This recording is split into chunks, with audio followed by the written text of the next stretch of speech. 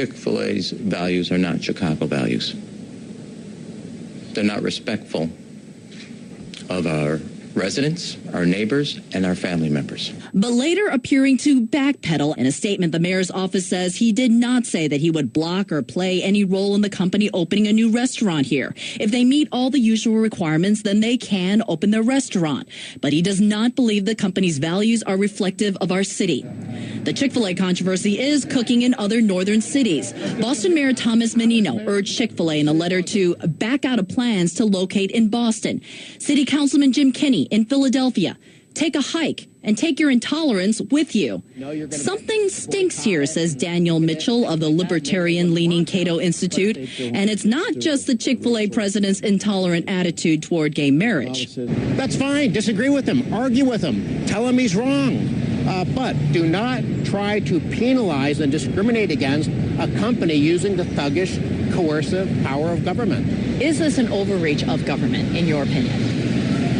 It's a very dangerous overreach of government. When government gets involved with its monopoly on the use of force, you're talking about something much more serious and much more threatening. Chick-fil-A, sensing a local government revolt, sent out a statement that says it does not discriminate based on sexual orientation and that, quote, our intent is to leave the policy debate over same-sex marriage to the government and the political arena. Well, the Chicago alderman says this is the place for local government, and he makes no apologies for killing a business deal for personal opinion. Kyung La, CNN, New York. And thanks to Kyung. Joining me now, Chicago Alderman Joe Moreno. And Joe, thanks very much for taking the time. I appreciate it. So why? No, thank you for having me, Erin. Yeah, so why so passionate about this? I mean, obviously, I understand you disagree. You think the values are wrong. But do you think that gives you the right to take this as far as banning Chick-fil-A from opening restaurants in Chicago? Sure. Well, let's be clear. Chick-fil-A has, I've been working with them for 8 or 9 months, and we've made some progress. They can believe and pray or not pray or say whatever they'd like to say. That's not really the point. The point is if those beliefs and those thoughts transfer into policies that are anti-discriminatory, or that are discriminatory, I should say. And secondly, we do have some traffic issues that are not salient to this issue that we've been working with that they haven't met. But the point is that I've been working with Chick-fil-A to come up with an open policy in their employee handbook, posted on their in their mission statement, and we had made some progress until the comments of the president and the CEO last week. I'm hopeful that we'll continue to make that progress so that we have a policy that's transparent and open to all of us citizens of Chicago, regardless of sexual orientation, race, religion, and the Chick-fil-A can open, but we need to continue that process. So this is an interesting question about the role of government, you know, and people have passionate views on this, but let's just take Starbucks, right? They were going to open up a Starbucks in a small town, and the small town's blocking them because Starbucks has policies which support same-sex marriage. That town didn't like it, so they said, get the heck out of here. So isn't that really the same thing that you're doing on the other side?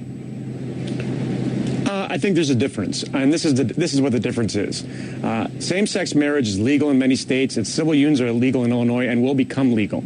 Okay, this is an equal rights issue. This is just not an opinion about where you feel on the political or the religious spectrum. These are equal rights for individuals. You can disagree, and you have the right to disagree and believe what you want to believe, and that's protected, and I would be the first one to protect that.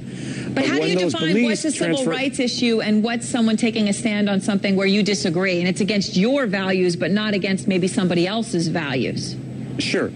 Because it's the equal rights of individuals to be able to have the same rights that I have as a heterosexual individual, that a homosexual or an LGBT community, they deserve the same rights as we do. And if you're saying that they don't, then that's discriminatory. We're not talking about their beliefs. I'm okay, you know, that they can believe what they want to believe, and I'll protect that. We're talking about their actions, and if those actions are discriminatory, that's a business. We want responsible businesses in our ward in Chicago, in the first ward. It's a great ward, made up of great neighborhoods, of diversity, across the spectrum, and we want responsible business owners, and this is, you know, not being discriminatory. They need to be responsible. And again, Erin, I'm confident that we'll work with Chick-fil-A further, and we'll come to a conclusion, and we'll be able to move forward. All right, well, thanks very much. Appreciate your taking the time, Alderman Moreno. And now let's bring in our senior CNN legal analyst, Jeffrey Toobin and John Avalon. Jeffrey, I'm just curious, though, you know, what defines whether something's a civil rights issue?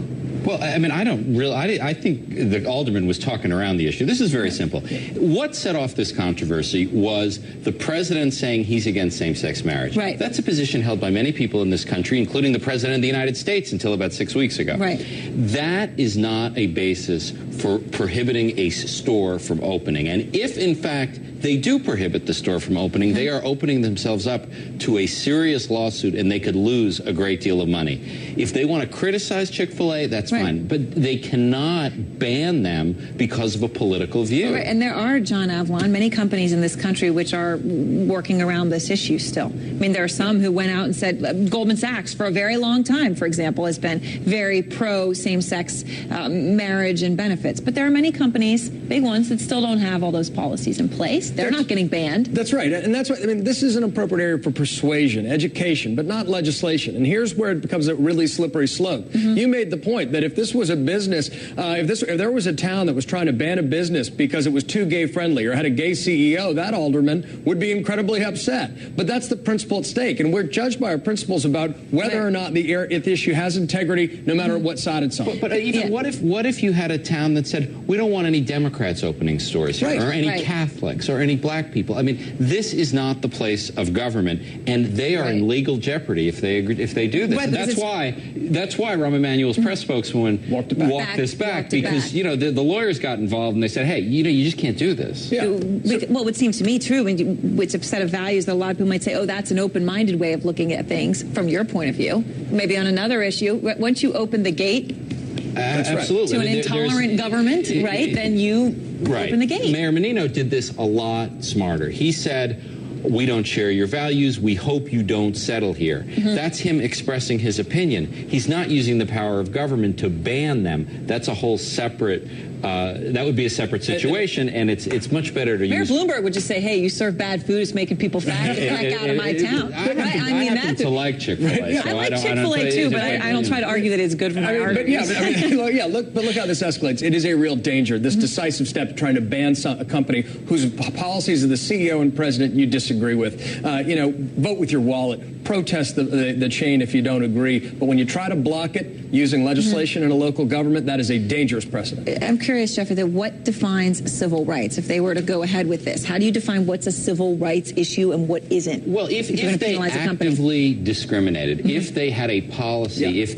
they had a policy that said, we don't have gay employees, for example, that would be a violation of Illinois and Chicago law. That would be a legitimate basis. Which they clearly don't have. Which they don't. In fact, that was what the statement said. What set off this furor was simply the president saying, I don't support same-sex marriage.